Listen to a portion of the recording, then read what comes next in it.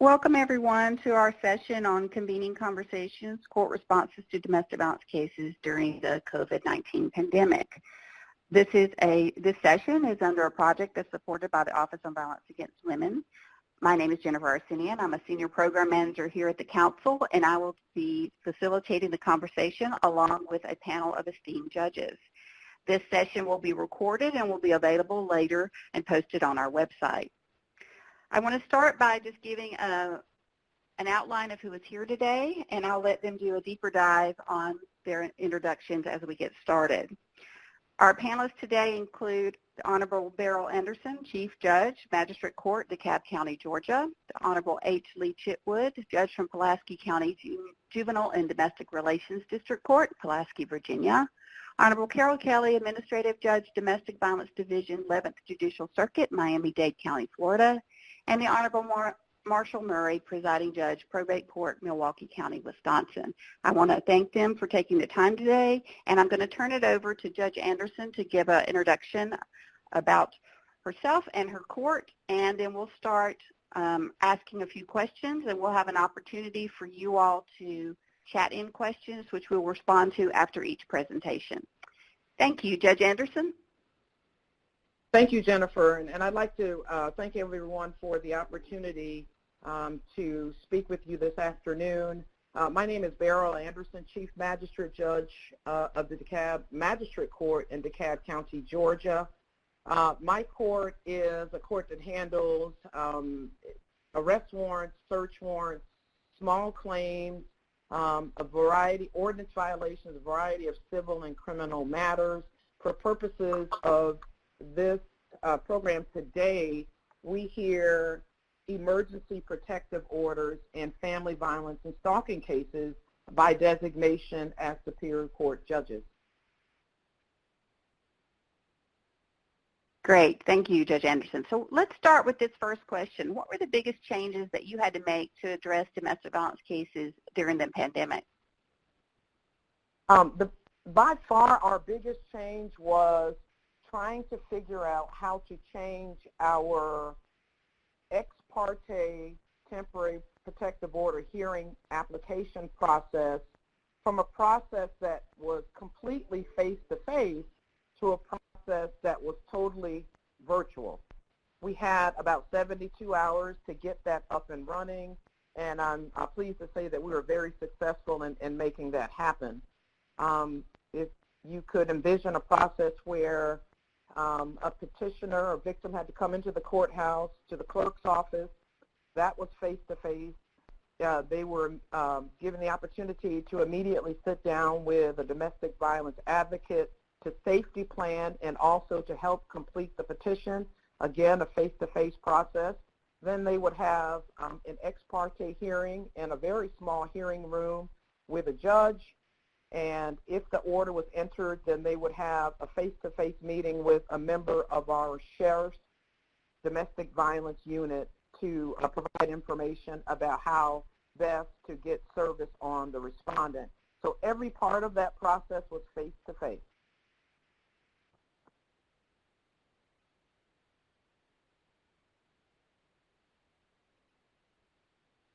Great. Can you talk a little bit about when you started trying to transition that to a remote process? What were some of the essential stakeholders that you needed to implement those new changes, and talk a little bit about what those changes look like? Okay. Well, some of the key stakeholders were stakeholders from the very beginning of our process. The process that we have in place now has been in place for more than 10 years. And so it was actually just a very natural process for me to pick up the telephone and contact our advocates. And of course, DeKalb County is a large, well, I guess a medium-sized jurisdiction with about 750,000, about 750,000 citizens, but there are more than 100 languages spoken in DeKalb County, Georgia. So the first step was to make phone calls to the culturally appropriate advocates who support the court. Obviously, the clerk of court, who made a decision that she was going to only provide virtual services after there was an unfortunate death in her office. Another stakeholder was our domestic violence unit for our sheriff's office, our chief of police and her domestic violence unit, our IT department, our court administrator, and some other folks that you don't normally think about is reaching out to the local television station, court and county websites to make sure that we're able to get this new process, to get the information, get the word out about this new process. So those were some of the stakeholders. And some of the, I guess, the biggest change in the process is obviously going from, like I said, from face-to-face to having everything done virtually, from a petitioner actually getting the petition and walking through that process. And so it required several days of sitting down and walking through our process step by step. I am not a technologically savvy person. I don't understand all the workings of technology, but it was important that I had people at the table who understood it, and I was able to tell them what we needed, and they actually made it happen. We had to make sure that the process was victim-centered, or centered on petitioners, and making sure that all petitioners had access to the process. So we had to make sure that the virtual process was something that was accessible to not just individuals with laptops or desktops, but also to victims who only had access to a tablet or to a cell phone. So we had to make sure that technology was in place so that petitions could be completed, documents could be uploaded, and I'm not sure if upload is the right word, but make sure that documents can be submitted in addition to supplement the petition, to make sure that all of that could happen remotely. Also, just from a practical standpoint, the 10 judges, there are about 10 judges that hear these ex parte petitions. We had to make sure that we had laptops.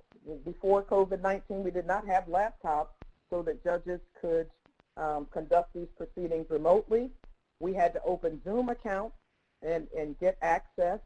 We also had to do mass Zoom training, just a crash course in how to get through an entire proceeding on Zoom, and also working around some challenges from a workflow standpoint. And so we did a dry run and walked through it from start to finish, and we were successful after about 72 hours in getting it done. If I might add, Jennifer, can I just tell you one other challenge and just practical considerations, just by way of example? So as we're walking through the process, and don't expect it to be perfect if you're going to try to do this, you will find that there are some things that you actually forgot about, but you have to be willing to make whatever changes you can so that you can increase safety for everyone.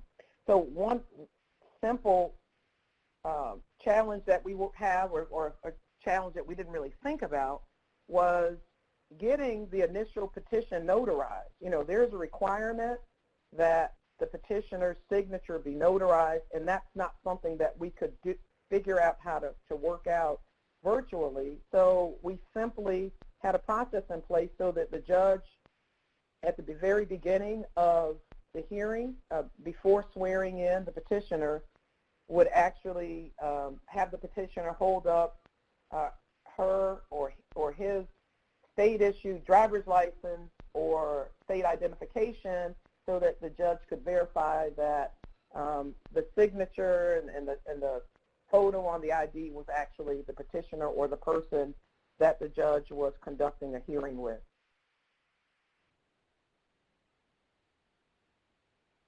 Great, thank you.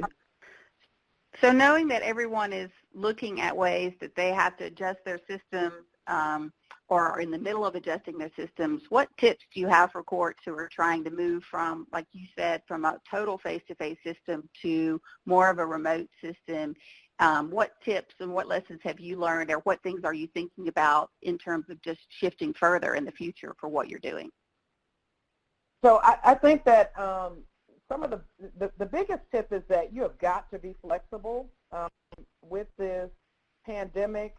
there are changes that have to be made in real time.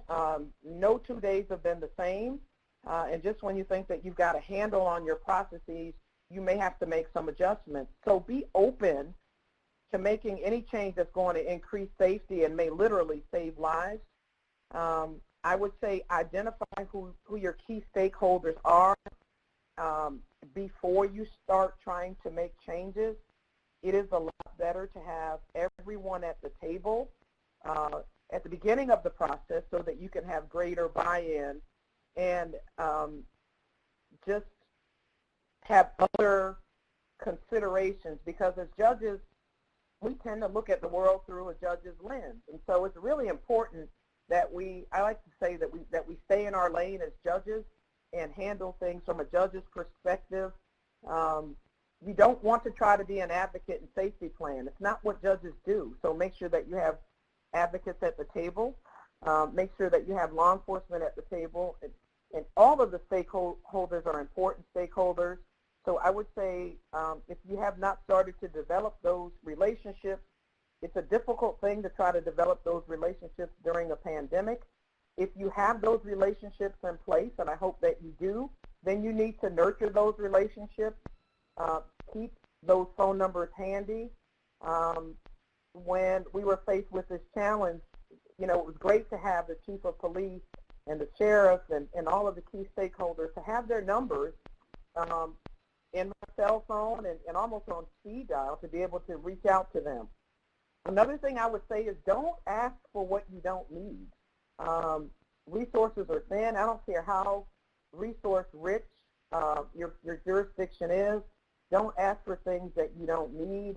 These are very challenging times, and a lot of states and counties are finding themselves in a situation where their resources are limited. So don't ask for what you need. That's from PPE equipment to laptops.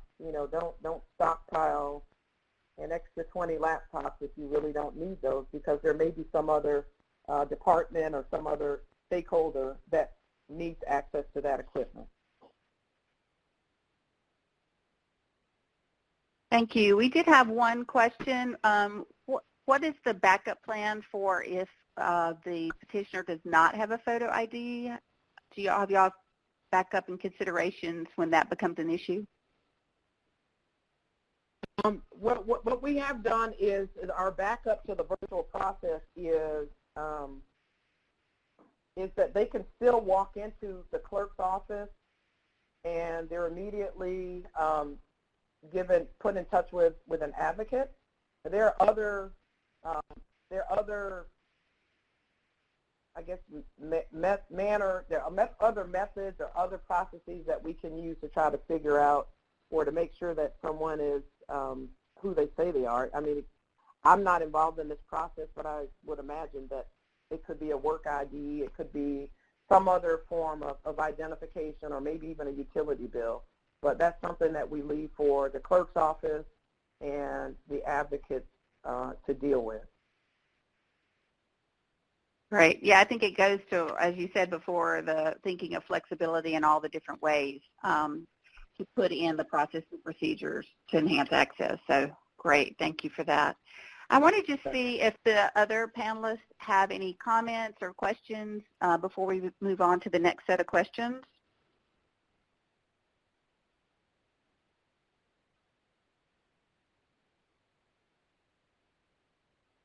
Well, okay, I would just agree. Go ahead. Just very briefly, Jennifer, I totally agree with Judge Anderson. You have to be flexible because something new comes up every day, and you've got to be able to react to something new every day, a new challenge every day. Thank you. Absolutely. Thank you. So next I'm going to turn it over to Judge Carol Kelly and just ask you to introduce yourself a little bit, and then after you introduce yourself, talk a little bit about your planning around your court set up around virtual hearings. Okay, good afternoon, everyone. My name is Judge Carol Kelly. I'm the Administrative Judge of the Domestic Violence Division in Miami-Dade County. Miami-Dade County has approximately 2.8 million residents. We have a combination of both urban and rural populations. We also have a large immigrant population. Approximately 65% of our population speaks a language other than English at home. Our court is an integrated domestic violence court, meaning that it is both civil and criminal. So our judges here, we have 5 categories of orders of protections in our state, as well as risk protection orders, which are orders pursuant to the red flag laws. So we are responsible for hearing all the ex parte petitions for injunction. Our laws do not require that we have an in-person hearing. We review the petitions based on the 4 corners of the petition and make a ruling on that as to whether or not a temporary injunction should issue. And then those cases are set down for a final hearing after service to the respondent in 14 days. On the criminal side, we have a misdemeanor division where all domestic violence cases are sent. We have operations out of a special courthouse where we operate for our criminal misdemeanors, and our civil operations operate out of 5 separate courthouses throughout Dade County. So that's kind of an overview of our domestic violence court. So your question, I think, was what were the planning steps that we undertook? Is that correct, Jennifer? Yes, absolutely. Well, first, we were fortunate because our Supreme Court was on this immediately and sent information to the chief judges that said, go out and do what is necessary. And since domestic violence cases and criminal cases were considered mission critical, you know, we started off with conversations with my chief judge that said, you know, please get together with your group and see what you can come up with. So we had to transition our court from an in-person court operations to a complete remote operations. And I guess the first thing we did was try to set a goal. So what are we trying to do here? So we're trying to go remote, but we also have to ensure that we have proper notice. We have to provide an opportunity to be heard. We have to ensure there's due process. We also have to ensure there's procedural fairness. And also because our cases involved violence, we had to ensure that we took measures to protect victim safety. So it sounds like an easy goal, but it's actually an overwhelming goal. But we started with a very small group. We gathered 3 individuals, court administration and myself, and we started to outline for the fast change of all of our operations and what we needed to do. Our intake unit from our clerks who handled the ex parte petitions did not have the court technology to transfer and transition into remote operations. So what we had to do was work with our clerk's office to actually put in social distancing measures. So actually they put in tables and things to separate petitioners from the clerk's office, and also requested that petitioners would use their cell phone to call the intake clerks and go over their information to receive an order of protection.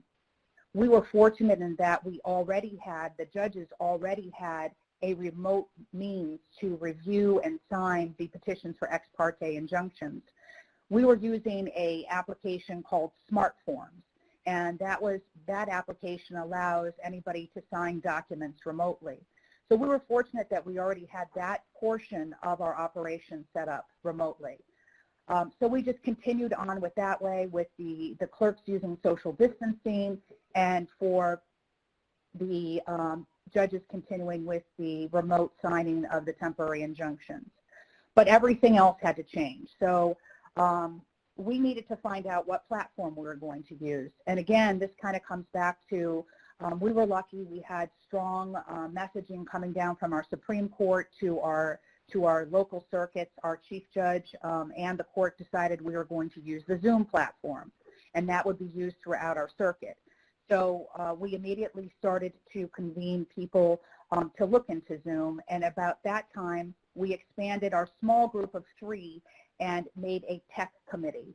And our tech committee was composed not only of additional judges, we had 3 additional judges that agreed to sit on this committee. We also had judicial assistants, bailiffs, and case management involved in that. So their job was to start to learn Zoom and also to help all of us learn Zoom. And so we began with many mock trials. We had mock trials and training sessions every day in conjunction with circuit-wide training programs. So our circuit provided every day at 10, there would be a training session on Zoom, and every day at 4:30 or 4 p.m., there would be a question and answer session. And everybody in the circuit was invited to participate. We also, in our domestic violence division, in addition to that, had many meetings, court practices. We invited everybody because we knew that this was going to have to be a team effort. So our judicial assistants, our bailiffs, our case managers, all the people who were integral in the final hearings attended those. We practiced. We came up with issues that we saw and tried to together work out solutions. Along that same time, we were sending out information to our community partners saying the court is still open, intake is still open, we want everybody to know that we're open and we will be operating. We had to initially reset almost all, in fact, all of our domestic violence civil cases. We were not ready or able to hear those remotely, and so those were extended pursuant to administrative order for an initial 30-day period, and then subsequent to that, an additional 30-day period. But within that time, we were already up and running with Zoom hearings. It really was, I think, bringing everybody in at the beginning and making everybody part of the training was really key, and we wanted to make sure that everybody had a role. So our bailiffs obviously were not going to be in court, and they would have no real role, but now they did have a role. Their role would be helping for the security in our Zoom hearings. So they would, along with the judicial assistants, help to ensure that petitioners and respondents would be brought into the room. They would be told that they could rename themselves and they could keep their phone number and their email safe, secure, and confidential. The bailiff and the JA would also instruct parties that if they had privacy concerns about their location, that they should go to a place in their home or wherever they were located which would not reveal the location. So they helped continue on with the safety precautions. And they would also give instructions to the parties that although this was a remote hearing, that the same rules of conduct would be enforced and that there would be no opportunity to threaten or to do anything that would be inappropriate in a real courtroom. So once we started to feel somewhat proficient, we started to schedule all our hearings. We had to write brand new notices. The notices went out to everybody telling them that their hearing was being reset via Zoom, and we knew immediately that we had to have instructions for people.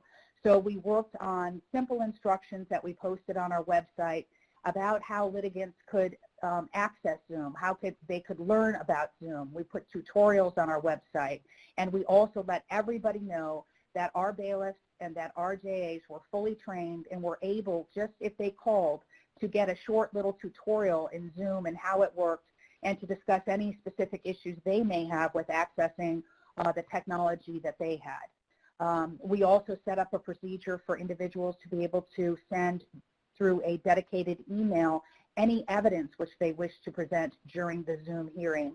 And they were instructed that if it was sent in, that during the hearing the judge would be able to, through the use of a screen share, put that evidence up and it would be discussed and either admitted or not admitted based on the rules of evidence and the opportunity for both sides to be heard. Then we opened up and invited everybody. So we invited everybody in our community. We had a community-wide meeting where over 75 court partners and community members attended, and we again told everybody, we are up, we're ready, let's go. And we invited them to our hearings. We invited now advocates, interpreters, clerks, all community partners. And that was really helpful because we got feedback from all of those partners about what they thought we might be able to do better or differently. On the criminal side, we were continually operating because obviously people were being arrested every day and we needed to keep the first appearance hearings going. So we actually, all of our operations moved over for the first 3 weeks to the criminal courthouse, which is attached to the jail. And physically, judges would go there, and there would be people inside the courtroom, such as the state attorneys and public defenders and court clerks, actually present hearing those cases. But we knew that that really wasn't a great solution, and so we set a meeting down with our clerk of courts and our Department of Corrections and came up with a solution that the Department of Corrections would bring our domestic violence inmates to a specific area in the jail where their first appearance hearings would be held. They were also able to secure a laptop computer that would be used so the judges could remote in. We again set up training sessions. We invited, of course, the state attorney, the public defender, and again, all community partners to attend these hearings, and then after we would have sessions about what could we do better, what was good, what could we change. And we also set up with the jail that defense attorneys would be given access to the room where the domestic violence defendants were located 1.5 hours prior to court, so that all the attorneys, and they're particularly, many public defender clients, could be instructed on their rights and bond and, all of the things that they needed to be told by their attorney prior to first appearance. So we had issues with equipment. No equipment was provided by our court. So all of the players had to use their own equipment. And not everybody had it. Particularly, we definitely had bailiffs and judicial assistants that did not have the proper type of phones or laptops or computers, which really worked well in terms of remote hearings. But we did our best to try to accommodate everybody. Some people could only appear by phone, but we wanted to make it inclusive and, continued on. It really happened that most of the people in our circuit ended up getting the right type of technology on their own, whether it was they upgraded their phone or borrowed a piece of equipment such as a camera from a friend or family member. So we also, really important, just making sure there was a lot of information, not only on our website, but shared with all of our community partners about Zoom, how to use it, and all the community partners agreed that they would get up to speed on Zoom so that they could help the litigants also answer questions and provide kiosks at the local advocacy centers and police departments so that individuals could access the court. Great. So Judge Kelly, you mentioned some of the challenges around tech. Are there any other challenges that you, other than the technology, that you needed to overcome when you implemented the virtual process? Well, I would say that technology was, the greatest one. I would say the technology and training really were the two largest challenges that we had to overcome. Everybody had a really great spirit of cooperation, and everybody knew that we had to get up and get running. And, people were a little bit afraid of it, all of us, including me, of how will we be able to move and have, fair hearings where people have an opportunity to be heard, where there is procedural justice. How will that really work? And we had some pitfalls and still do. There are certain cases where, the Zoom technology works great for everybody, and then there's also hearings where it just does not.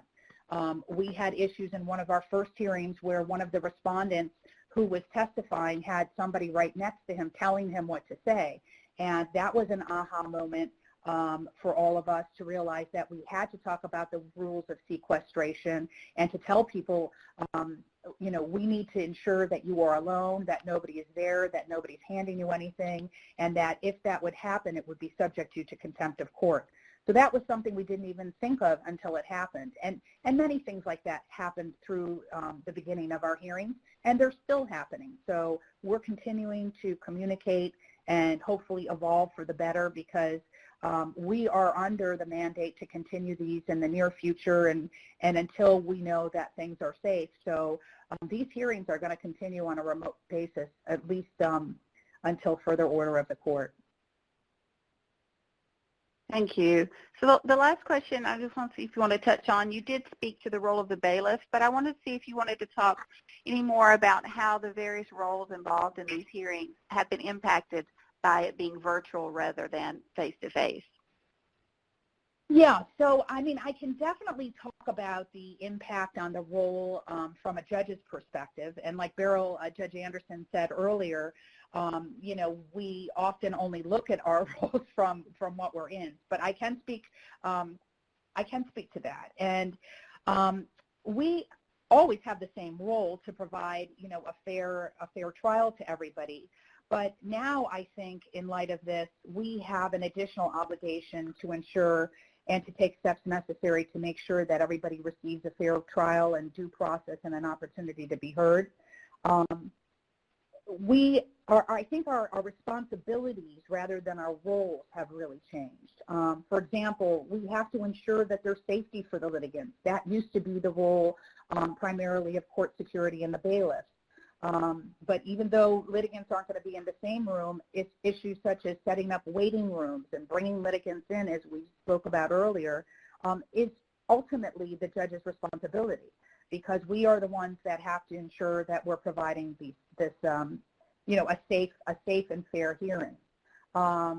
You know, courts, we now have to ensure that and keep an eye on to make sure that there's no threatening gestures or facial expressions. We have to make sure that firearm surrender forms have been sent in. These were things that our bailiffs and our case managers would do before. And we really have to be on guard to protect due process. You know, we have to be very clear and spend a very, very long time giving clear opening statements and describe the process. We have to be continually looking and tell people that if you can't hear us at any time, wave your hands. We'll be looking for that. We want to make sure that, you know, everybody really does have access to the courts. And I think our role as educators now is a primary role that we have in these hearings, because we need to also tell people that they have the right during the hearing to go to a breakout room if they need to discuss something with either their attorney or a victim advocate. And I think we need to speak slower and explain more and just spend a whole lot more time that ensuring that litigants have the opportunity to see, hear, and understand the proceedings. So I know that's how the responsibilities have greatly increased for the role of judges. I believe, you know, the role of the attorney is to ensure that that their clients have access to the court and the opportunity to be heard and the opportunity to privately discuss things with their attorneys and to, you know, safeguard their right to procedural and actual justice. And the litigant's role is really the same, to come in and abide by all of the rules and regulations and to you know, come in and testify truthfully and not be coached by other people and you know, wait their turn and not interrupt. Hey, thank you. So I just want to pause here and just see if any of the panelists have anything they would like to follow up with or have any remarks at this point. This is Judge Anderson. I think one practical consideration, if you're going to start doing these hearings, is to keep in mind that with all of the judge's new role and making sure that everybody understands and that there's procedural fairness, that these hearings now take much longer than in-person hearings. And so you need to factor that in when you're thinking about your calendars. And if there is a need for an interpreter, then that also is going to take much, much longer than before. That is such a great point that Judge Anderson makes, and I didn't mention that we had calendars before the pandemic where we would schedule approximately 16 cases in the morning and maybe 8 in the afternoon, and now we're down to a total of 4 per day.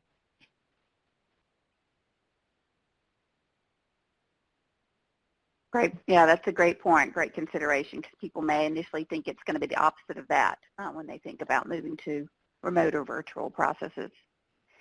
Any other comments before we move on? Oh, go ahead, Judge Murray. Yeah, this is Judge Murray. You know, one of the things that we need to think about, and I'll talk a little bit about it when we get to my section of this webinar, but when we talk about access, and the ideas that I've heard so far are great ideas, but I was wondering how folks deal with public access to hearings that the public should have access to, how you deal with that.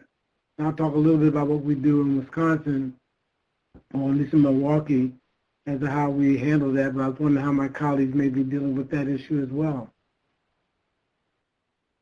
Just speaking, this is Judge Kelly, just speaking for our court, we're not handling it that well. I know that other jurisdictions are live streaming their cases on YouTube. We have not done that, and we're looking for recommendations how other courts will be handling that, because as we know, the courts are open and anybody should be allowed to come in and see what is happening in our courts.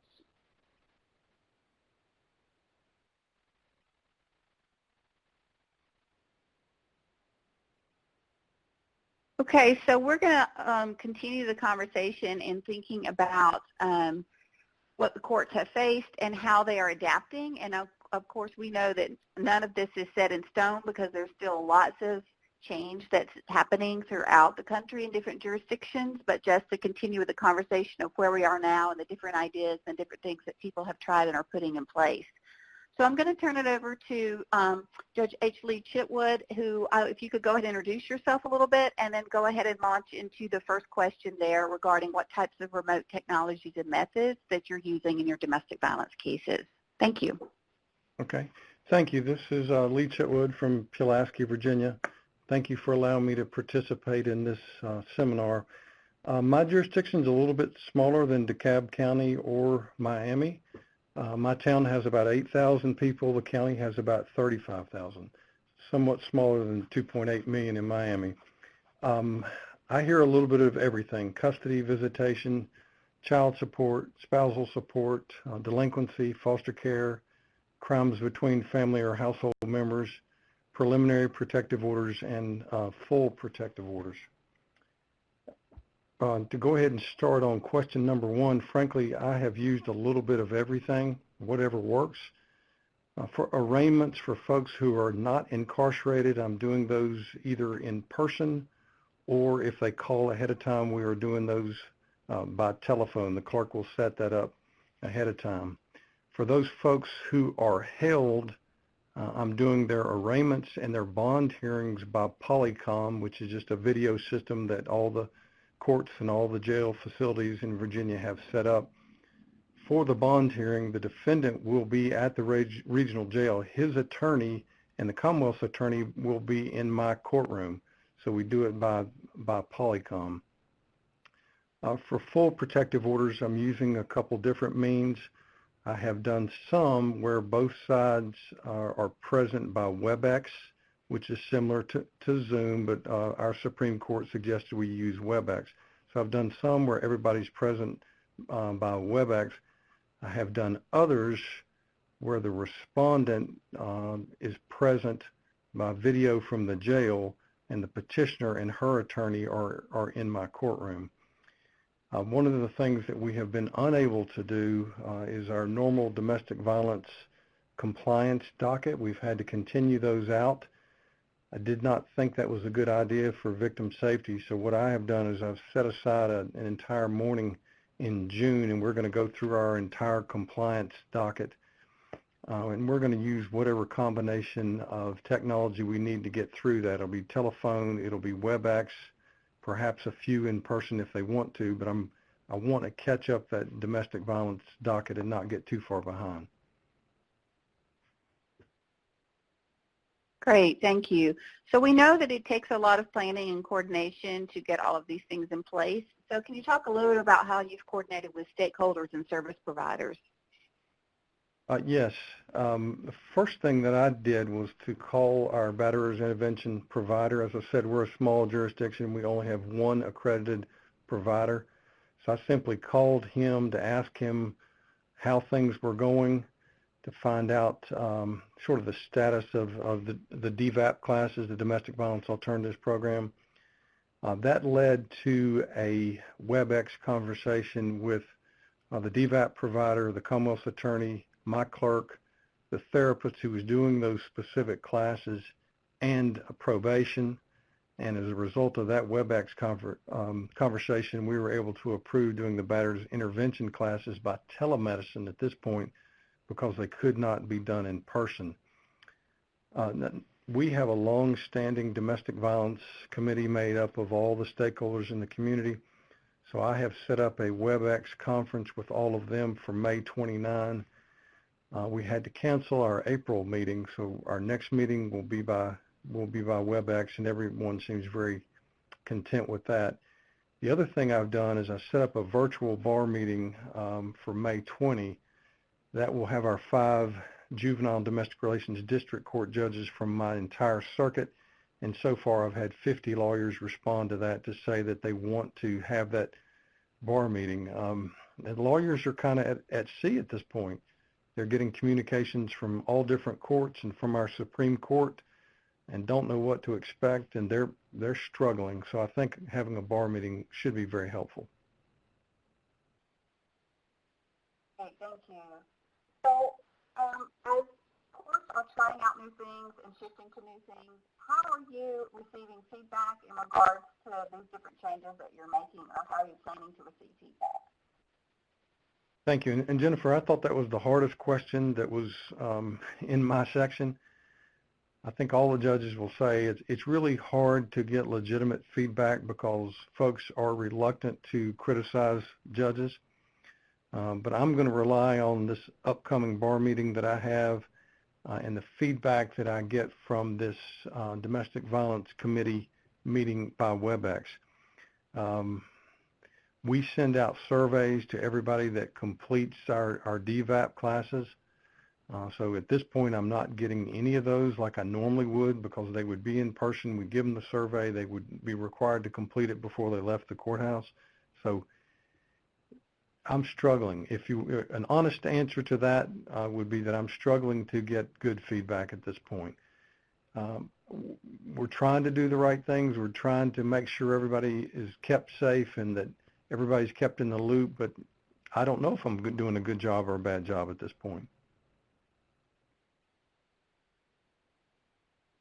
Well, I think part of it is just posing the question out there. So I think it's great that you're open to that and seeking opportunities for people to provide that feedback because it's very challenging to do in this kind of virtual remote setting that we're all living in. In terms of challenges, can you speak a little bit about some of the challenges, and not to leave it on a down note, also speak to maybe what you think is going well as well with the changes that you're making? Okay. I will certainly do that. I'll try not to repeat the great points that the other 2 judges made if I can. Frankly, the primary challenge is technology. Technology is wonderful, but as we all know, it doesn't always work. I live in a very rural area, and in many parts of the county, there is simply not reliable internet. The other thing that I found is that even if you have the technology in place, many of the older participants, including the attorneys, are intimidated by the technology. I had one attorney simply insist that he couldn't use it, would not use it. He wanted to have his hearings in person. And I think his secretary, who's also his wife, taught him how to use the WebEx technology, so we overcame that. One thing that my clerk did that I thought was brilliant is these WebEx calls are set up by email. You send out an email invitation. So she put in the body of the email links to 2 YouTube videos that showed you how to use WebEx. And I thought that was a really simple way to help educate people on the use of it. Another challenge is we just don't have reliable contact information for a lot of these folks. They file petitions or they file motions. They don't include phone numbers, or they have moved or changed their phone number in the meantime. More substantively challenged, and Judge Kelly noted this, I find it really hard to read the credibility of folks when you're doing this online. You can't see their body language. It's hard to watch their facial expression. You can't pick up on any of the cues that you see when people come into the courtroom, how close they stand to one another, whether the respondent tries to face the petitioner, whether he tries to sit close to her. Any of the things you would pick up in the courtroom itself, it's hard to pick up on those things. And having said that, I think that you would think there would be less intimidation if you do things remotely. I'm not sure that that's actual. I had a situation where the petitioner and the respondent for a protective order got on the line, but the petitioner's attorney had a hard time getting onto the WebEx call. So the petitioner's sitting there online with her abuser, essentially staring her down through the computer. So I think intimidation is still present. I had the same worry about the petitioner's confidentiality. You have to be safe and make sure that her email address is not revealed. And as Judge Kelly said, you have to make sure that nothing in her background, her physical background, gives away where she is located. Frankly, it's really hard to enforce the dignity of the court. If folks come to court, we have a strict dress code and behavior code. That's much harder to do remotely, although we send out standard language saying, this is a court proceeding, you have to behave and dress and act like you would if you were in court. That doesn't always happen. I'll give a very quick example. This was a custody matter, but I did a pretrial conference by WebEx. The gentleman came on the line. He was sitting in his pickup truck in a cemetery. He was in a cemetery because he didn't have internet access at his home, is what he said. He had on glasses and a baseball cap. He was drinking a Red Bull. He was chewing tobacco and spitting out the window. So it was really hard for me to correct his behavior. I was frankly so happy that I got him onto the call where we could proceed. I really didn't know what to say or how to act, and I didn't handle that very well. As Judge Kelly said, it's hard to know if there are other people in the room coaching these folks. I did a protective order with a respondent from New York. He had a witness testify. It was clear to me after a few minutes he was off camera telling her what to say, and I had to stop that. Another thing that I realized is I was doing a pretrial conference. This had to do with custody and visitation. But I had to make sure that the child who was the subject of that proceeding was not in the room, because I didn't want these folks talking about the child while we had this pretrial conference. So I have to train myself to ask that question.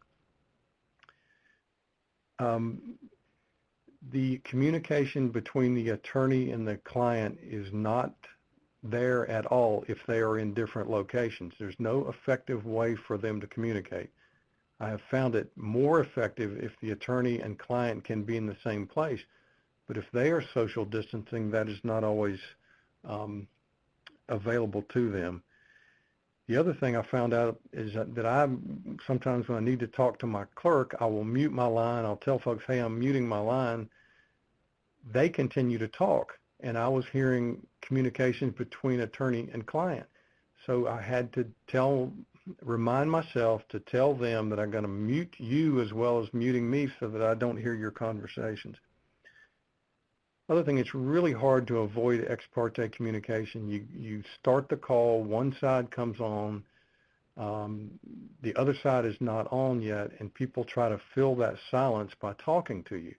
And you have to kind of just politely tell them, hey, I'm going to mute my line until the other person comes on, or I can't give you any substantive information until the other person's on the line. So it's hard to avoid ex parte communication. As Judge Kelly said, exhibits are very problematic. You've got to get them ahead of time. Folks don't know what's admissible. They don't know what they should send you, and you've got to sort through that stuff. One other more substantive point that I have noticed is that a byproduct of the COVID-19 and doing so many hearings remotely and the pressure to get people out of the jail is that I'm being presented with agreed bond orders. Folks don't want to come to court for a hearing. The defendant's attorneys are trying to get them out of jail, so I'm being presented with these agreed bond orders. And I have got to pull the file, look at the file, and then simply insist, if I have questions, we're going to have a hearing. I don't think it's safe to release this person until I have more information. the 3 of them that have been presented to me, I held a hearing. I rejected 2 of them because I didn't think it would be safe for this person to be released. So that's a byproduct of us trying to get people out of the jail. But those are some of the challenges that we've been encountering. Thank you, Judge Chitwood. I just want to pause and see if other panelists have thoughts related to some of the challenges that were mentioned or considerations related to credibility or any other issues that were brought up during this last conversation. This is Judge Kelly. I just wanted to add that we are starting to put together a survey that we're going to send out to the litigants after the hearing via email, asking for their feedback. And we're hoping that at least some people will respond so that we can hear from them what was their perspective and what were their feelings about these remote hearings.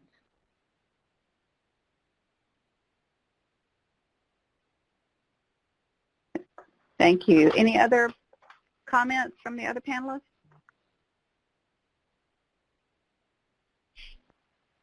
This is Judge Anderson. I just want to chime in that in my 20-year history with our court, I've never seen attorneys and litigants in those matters that are going forward, and they're mostly criminal bond-related matters, be so agreeable and willing to work together. Everybody understands that these are very difficult times, and there are lots of consent bonds that are being submitted. Obviously, in the domestic violence cases, you want to make sure that there are provisions to make sure that there are stay-away provisions put in place or other language to restrain and restrict the defendants from having any contact with the victim in the case. But people are very, very agreeable. Even some attorneys who are usually not very agreeable are, because they really want to stay away from the courthouse and from the jail. Jennifer, this is Marshall. It's been so much information that Judge Chitwood has provided us. He talked about the Bar Association, I believe, and getting their help. Our chief judge in Milwaukee County has done town hall meetings with the help of the Bar Association so that the lawyers in Milwaukee County can understand how the court is operating, how we're trying to operate, and some of the changes that we've made. And that has been very helpful. It also was helpful in us getting technology for our judges and court commissioners, because we had law firms that donated computers, laptops, so that judges can work from home.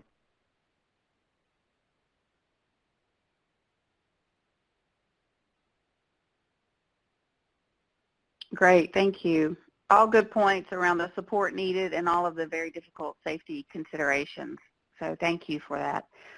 So I'm going to move us now to the next presenter. So this is the Honorable Marshall Murray. So Judge Murray, I'm going to ask you to introduce yourself and tell us a little bit about the court and the cases you hear, and then go ahead and answer our first question, which is identifying how you figured out the things that needed to change in your court during the pandemic.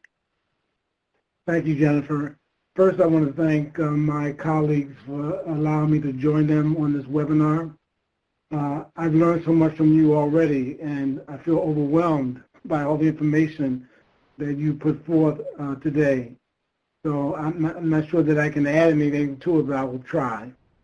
I'm a judge in Milwaukee County. We are the largest county in Wisconsin.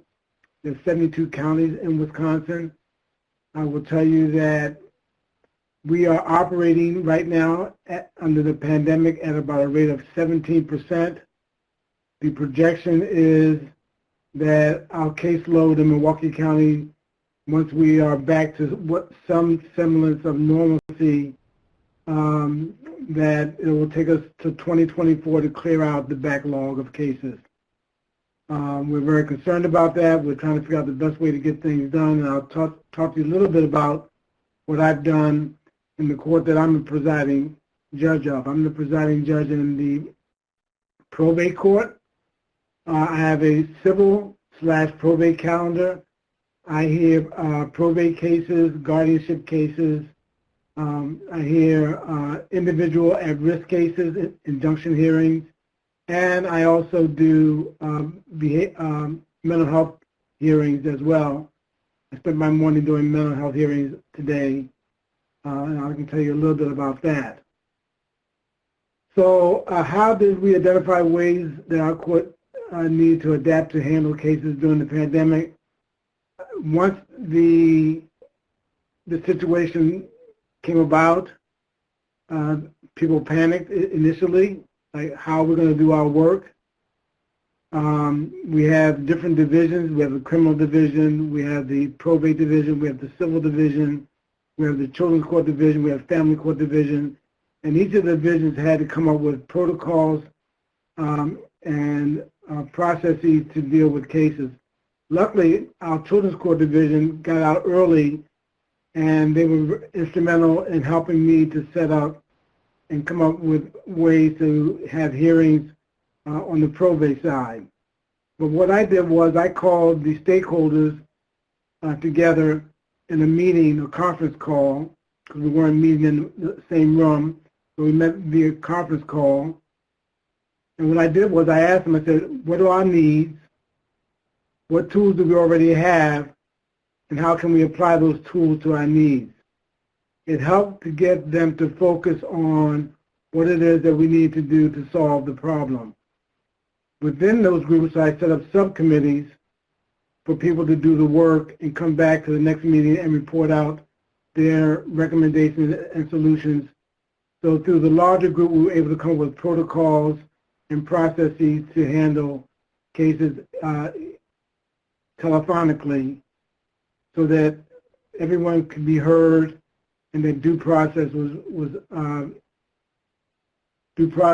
being adhered to.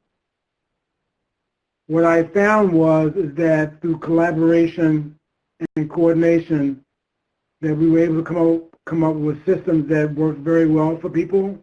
I asked some people today how they think things are going, because I told them I was going to be reporting to folks from around the country about how it's working, and the people that I spoke with thought that things were going very well, and that it's going better than we thought it would work, and going better for their clients as well, and the people that they represent, whether it's the city, whether it's the state, or it's the litigants, the other litigants in the courtroom. What I will tell you is I thought it was interesting as we worked together and worked closely. One of the lawyers said, you know, by doing this doesn't mean that I'm not going to represent my client. And I had to assure people that the adversarial system was still in play. We were not asking people to step away from their jobs and what they are required to do for their clients, but that we were trying to figure out what would work best for the community and for the legal community that they work in. So we coordinated with other stakeholders by trying to figure out what systems were already available.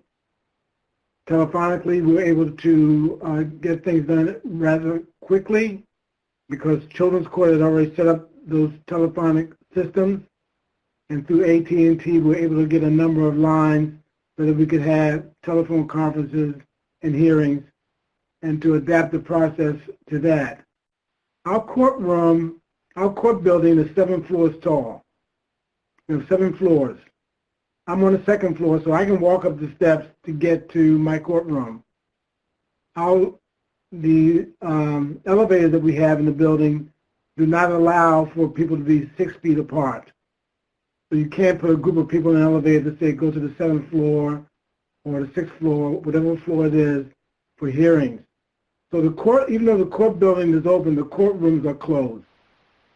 The only floor that has hearings right now are the injunction hearings, which are on the 7th floor, and that we had not been able to solve that issue of getting people in and out safely and do safe distancing because the hallways are sometimes crowded with people. We're trying to figure that out by giving people time to show up, but we haven't been able to figure that out yet. So we've been able to try to adapt our processes by everyone working from home. I'm working from home right now. My court reporter is working from home. My clerk is working from home. Everyone has a laptop or their phone. We are using Zoom to have hearings, and we're working from home. And even though some of the judges have asked to go back to their courtroom but not open the courtroom up, our chief judge has not made that decision yet. So we're trying to do as much as we can from home. One of the downsides for me is that, and maybe some of you are working from home, it's a new environment, it's a new world, being at home all day.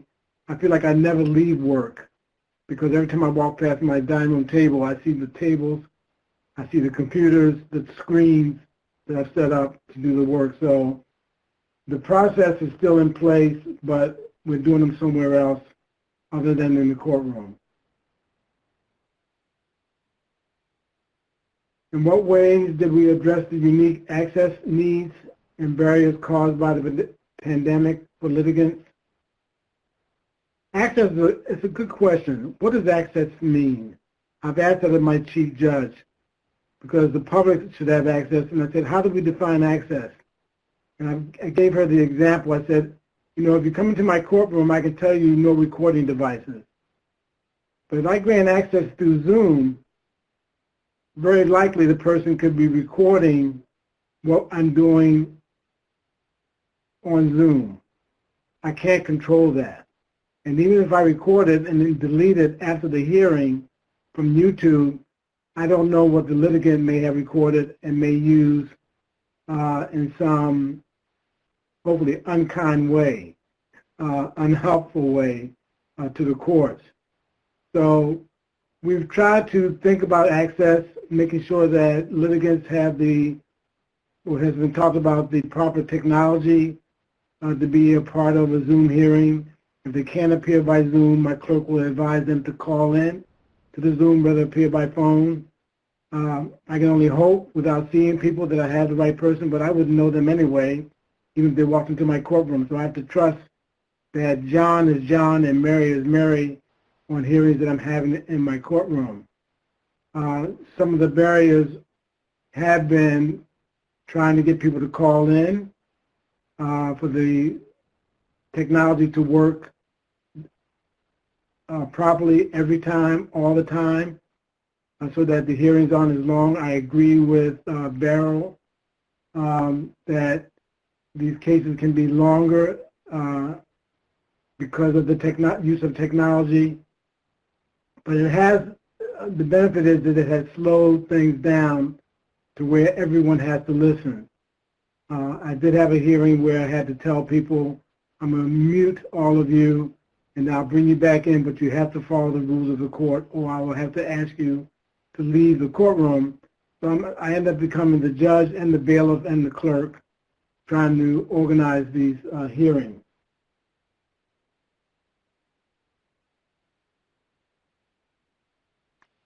Thank you, Judge Murray, for talking all about the practical pieces that you're facing. And you've had a long history of handling many different types of docket, including domestic violence docket. So in thinking about being a judicial leader yourself and all of the different types of cases that you've heard and thinking about where we are now in terms of facing the pandemic and potential transition phases that courts are going through, what type of mindset or leadership approach are you thinking is the best to meet the needs and demands of the day? Well, like Attorney Chipwood, I thought this was the most difficult question. I will tell you my notes that I wrote down was when I said my mindset is, I think a mindset judges need to have is that we don't know everything.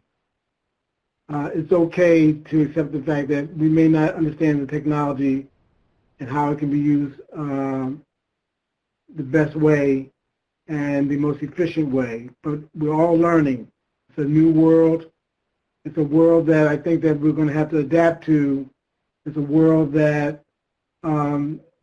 all of us in the courtroom, the litigants, the judges, we're all learning a new way of thinking and doing things. And if we can be accepting of that, I think we can move forward in the right way. When I tell the lawyers in my courtroom, I said I used to own a stereo store, and one of the things I used to tell the people when they came to my store was there's technology out there that's about 5 years ahead of where we are. And it won't be released because we're not ready to accept it.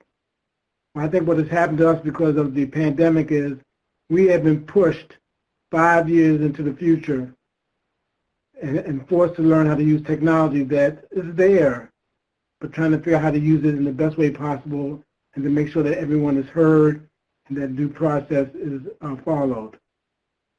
We need to lead, as judges, we need to lead by example. We need to guide the discussions and also let others lead as well when it's appropriate. And those groups that we bring together, assigning people leadership roles so that they can be a part of the discussion and lead the discussion as to how we can do things better. We need to be as transparent by having frequent meetings with the stakeholders and trying to figure out who should be at the table by always asking everybody, are we missing someone? I think about this the way I would think about a coordinated community response. And that's the way I'm handling things, is saying, who am I missing, who needs to be here, and how can I make sure that everyone's voice is heard as we try to come up with policies and procedures for handling these cases during the pandemic. Thank you for those remarks. And I want to see if the other panelists have any thoughts related to what was just presented, either about some nuts and bolts stuff that maybe we have missed, or about the more larger question and thinking about mindset and leadership approaches. This is Judge Anderson. I think that now that we find ourselves in the throes of this pandemic and there are more questions than answers, that as leaders we need to embrace the best of what we've discovered as it relates to technology. There's some things that I will never go back to doing, 3 feet face-to-face apart. And so I want to embrace the good, get input from the stakeholders, like Marshall said, recognize that I am not an expert in all areas, much like Marshall said, and continue to bring other people to the table to figure out how we can do what we do better.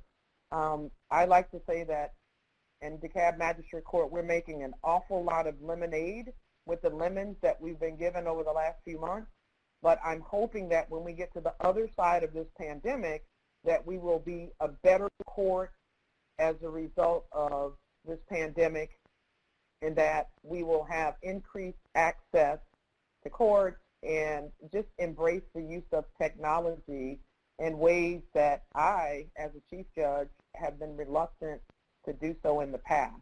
And so, but I think that that takes leadership and making sure that we include all of those who play a role as stakeholders with the court to make sure that we bring them along with us.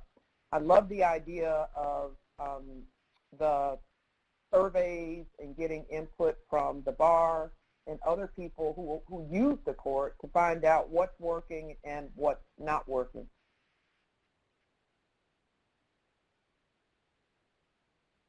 Thank you. Any other remarks related to the leadership piece or any of the nuts and bolts piece that we missed during the previous conversations?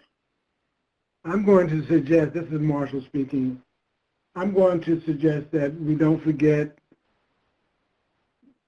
the people that help us to do this work every day, because staffing could be a big issue.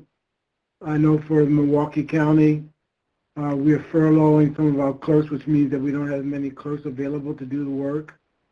I'm an elected official, so I'm not going to be furloughed.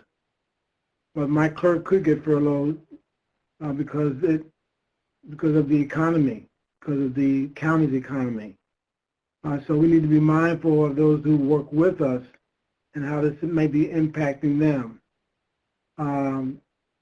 My clerk lost her father to COVID.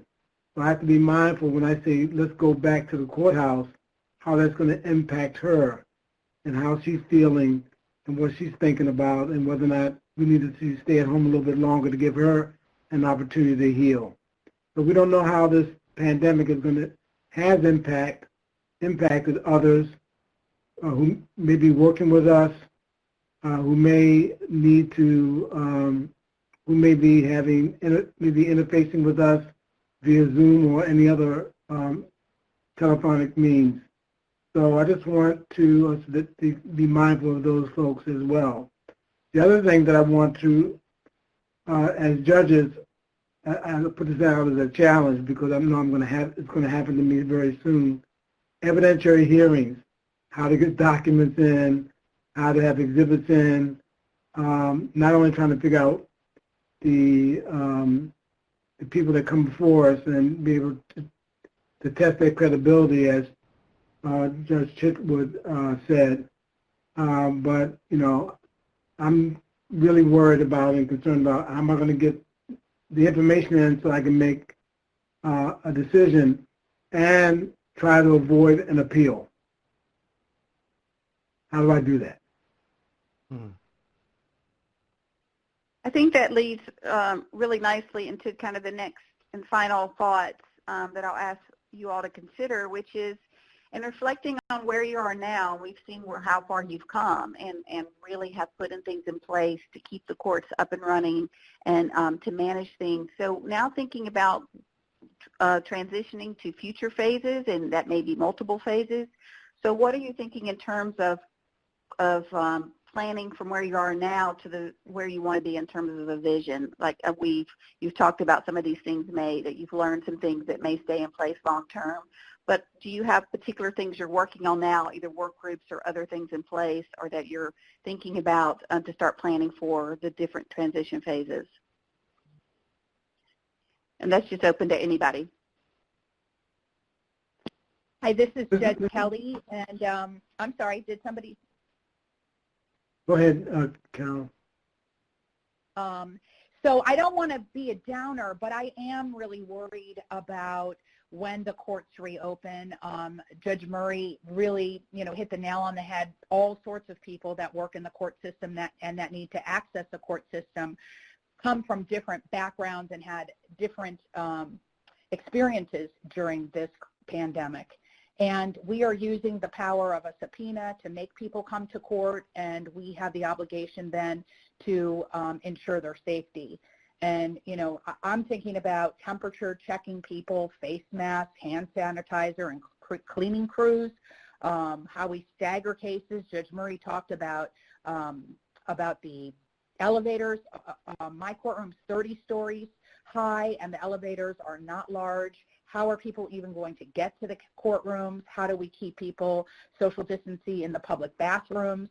And then really what's worrying me is, people will be called to court. They're going to have to go through these procedures that are going to take a long time to get through, including the temperature check and all of that.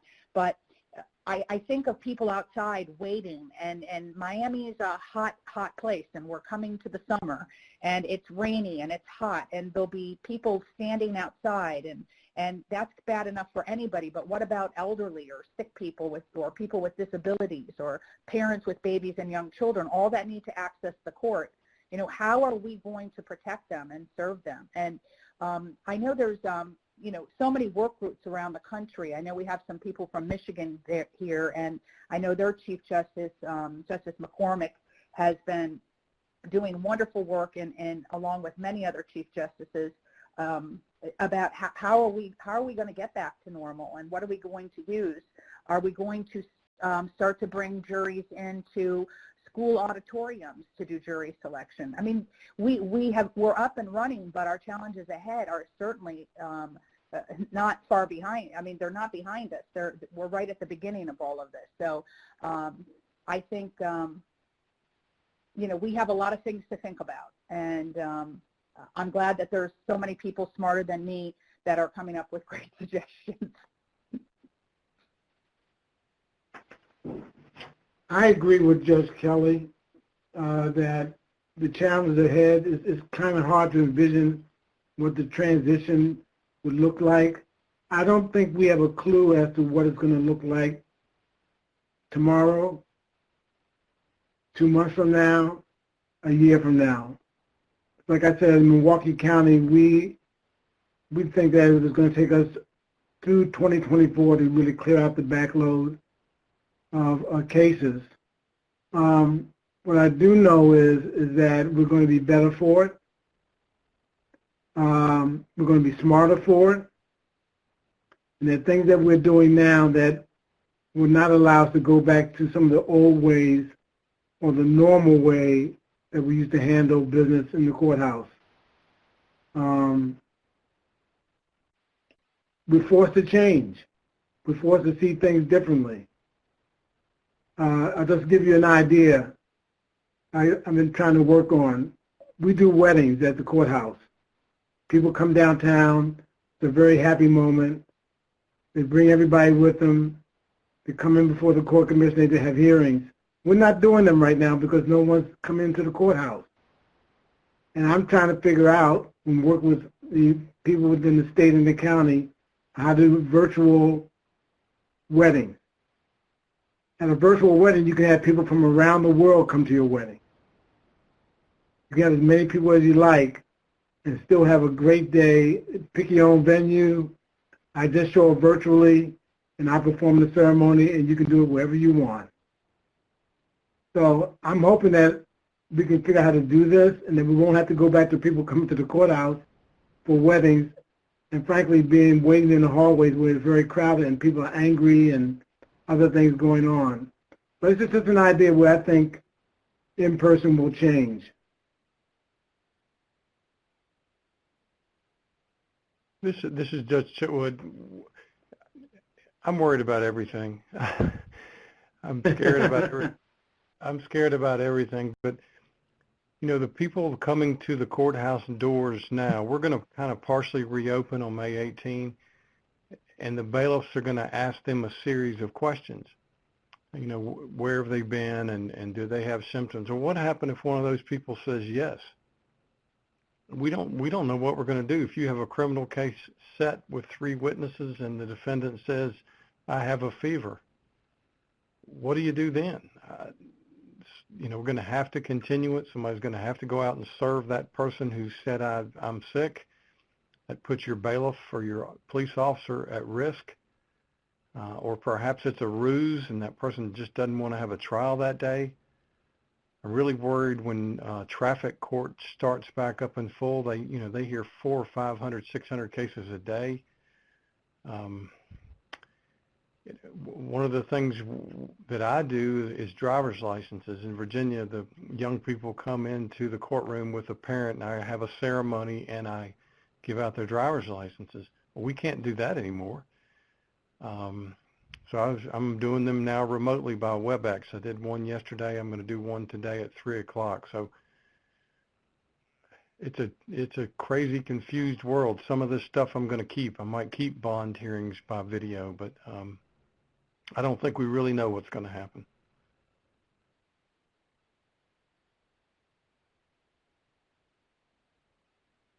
Thank you. Any other final thoughts on transition?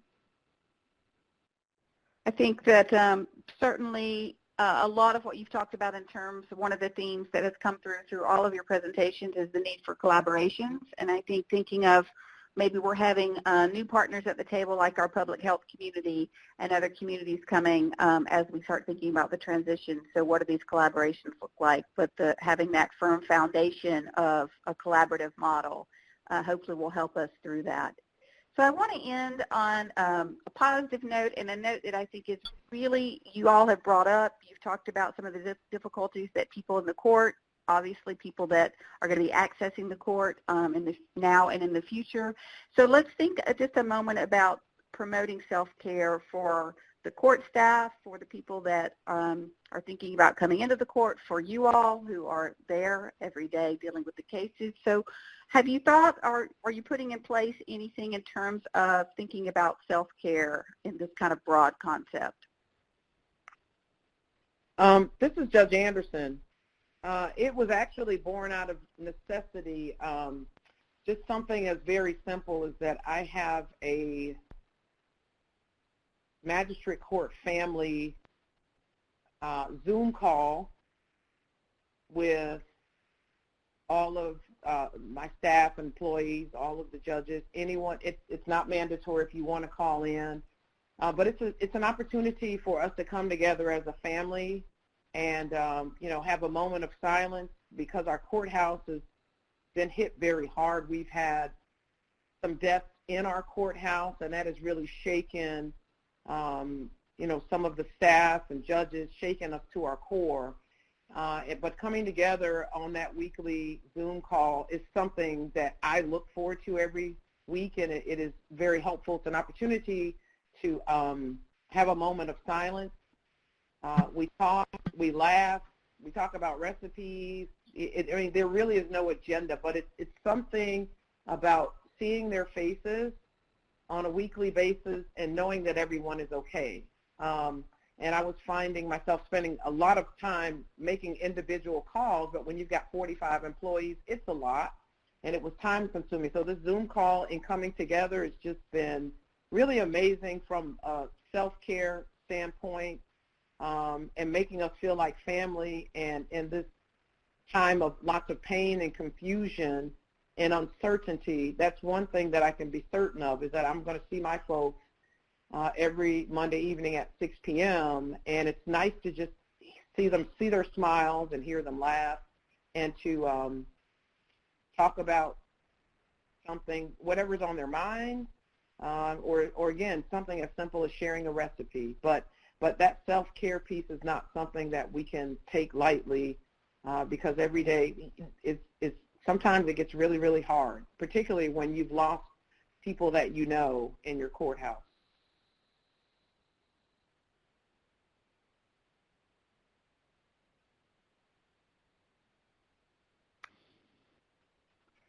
This is Judge Kelly. In our state, we had a judicial wellness program prior to the pandemic, and that's continuing to take place. So it's remote.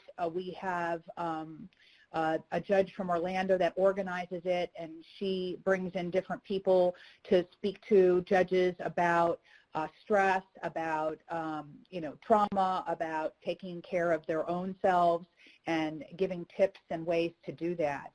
And in addition, in our jurisdiction in Miami-Dade, we have a judge who is certified in mindfulness, and she's doing a weekly get-together for everybody in the court system and practicing mindfulness. And that's been a great sense of community. I think Judge Anderson really hit it on the head, staying connected to people and reinforcing that we're all in this together, and recognizing and acknowledging the stress and the pain that people are going through during this is, I think, really powerful, and it gives us all strength that we're in this together. We're going to go forward together. We're going to do everything we can do, and somehow it's going to be okay.